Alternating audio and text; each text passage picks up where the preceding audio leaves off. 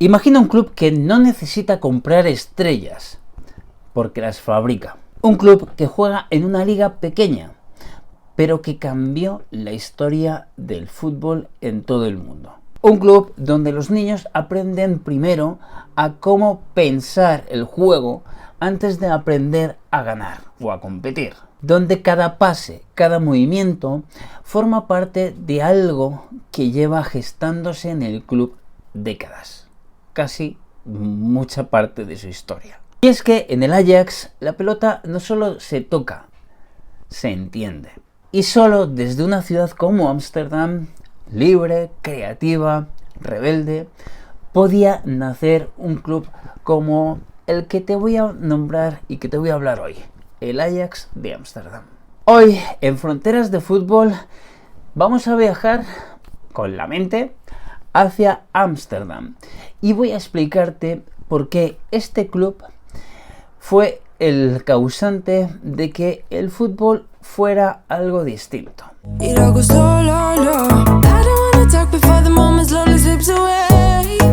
El Ajax nace en el año 1900 en un barrio humilde de Ámsterdam, un equipo de barrio, prácticamente. Y pocos sabían entonces, o pocos se podían imaginar, que este era el inicio de un club que terminaría marcando una época, no solamente en Países Bajos, sino en todo el mundo. Durante las primeras décadas no fue sino un club más de los muchos que había en todo el país.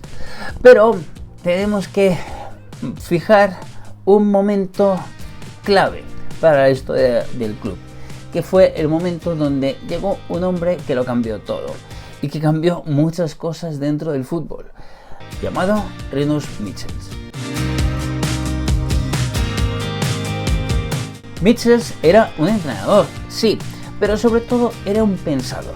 En los años 60 empezó a fantasear y a jugar con una idea que en ese momento era muy revolucionaria: que los jugadores no tuvieran posiciones fijas, que todos pudieran atacar y que todos pudieran defender para que el equipo se moviera como un organismo vivo, por ejemplo. Y eso tiene un nombre que pasó y que está dentro de la historia del fútbol, que a muchos os sonará: el fútbol total. Eso sí, era una idea que necesitaba de un genio que la pusiera en marcha dentro del campo. Y ese genio existió. Se llamaba Johan Cruyff. Y es que Cruyff era más que un futbolista, era un intérprete del pensamiento de Rinus Michels desde el banquillo. Con él, el Ajax ganó 3 Copas de Europa seguidas, desde 1971 hasta 1973. Pero incluso más importante que los títulos, que fueron una pasada para un club de un país que hasta ese momento no tenía demasiada tradición de ganar títulos internacionales, lo más importante, como digo, fue el mensaje: que el fútbol se podía jugar con inteligencia, con belleza y con libertad.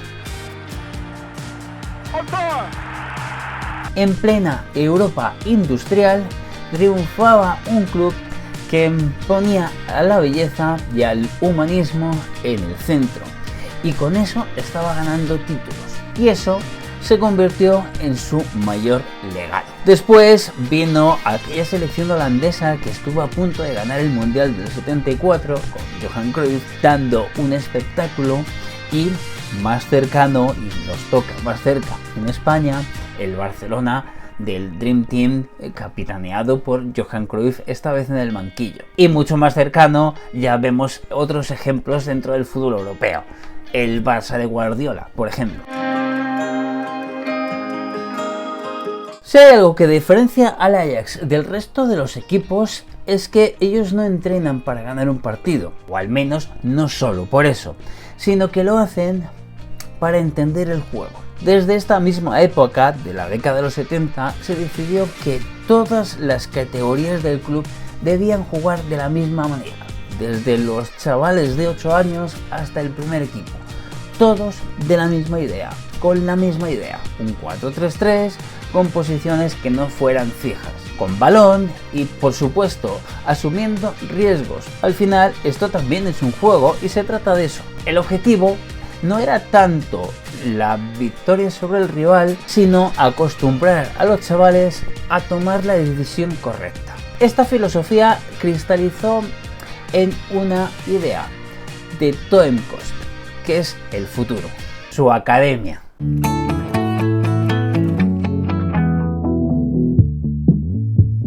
Allí los chicos crecen entendiendo que el fútbol es un sistema de relaciones, que si un compañero sube, otro lo cubre, o que si un compañero pierde el balón, los demás piensan en cómo recuperarlo. Como decía una frase que encontré el otro día que me gustó mucho, el Ajax no forma atletas, forma pensadores del juego. Y es que hemos visto generaciones tras generaciones muchísimos futbolistas que se han formado en este club que han sido de lo mejorcito de Europa. Por citar solo unos pocos: Van Basten, Rijkaard, De Ligt, Sneijder, Van der Vaart.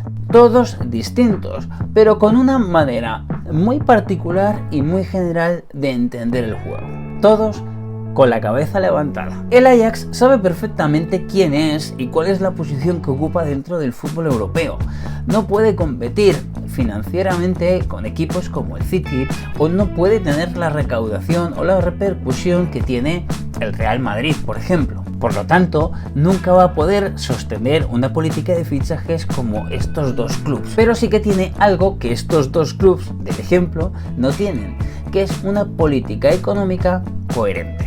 Desde 1998 es un club que cotiza en bolsa y además mantiene una claridad en todas las cuentas que prácticamente ningún otro club europeo tiene. Su modelo es de laboratorio y es muy fácil, sobre la mesa: formar, vender y después invertir. Por ejemplo, cuando una generación llega hasta lo más alto, como ocurrió la última vez en 2019, el club no se esfuerza en tratar de mantener a los jugadores, sino que aprovecha todas las ventas que puede hacer.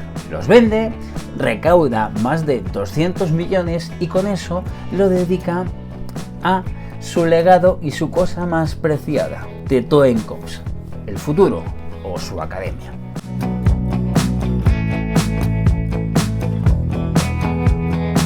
De hecho, en Ámsterdam nadie se enfada o nadie se deprime cuando un jugador se va. Todo lo contrario, es algo celebrado. Realmente lo que ellos quieren es que, además de que el futbolista persiga y consiga sus sueños de jugar donde él quiere, también cuidar de esa forma su infraestructura.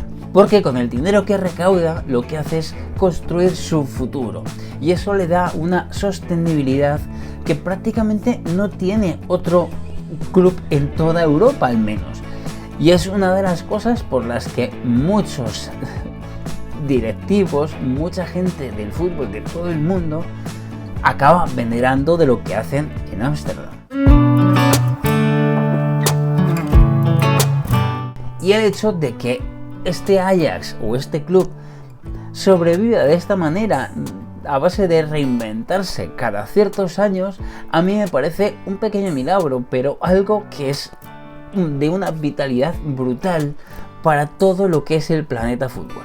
El Ajax no se puede entender sin Ámsterdam. Es más, creo que hubiera sido muy difícil que este club hubiera nacido en otra ciudad. Tenía que ser en Ámsterdam. Una ciudad que respira libertad, con sus canales, con sus bicicletas, con su mezcla de culturas. Eso también es el Ajax hoy en día. Es una ciudad donde pensar distinto no es un problema. Y eso es la mentalidad del Ajax. Y eso es la mayor aportación que puede dar un club de fútbol hoy en día. Y es que el Ajax juega como vive su ciudad, sin miedo, con creatividad y con un estilo propio. Pero también hay una parte de la identidad del Ajax que muchos desconocen. Y me refiero a la identidad judía del club, a la relación extensa con la comunidad judía de la ciudad.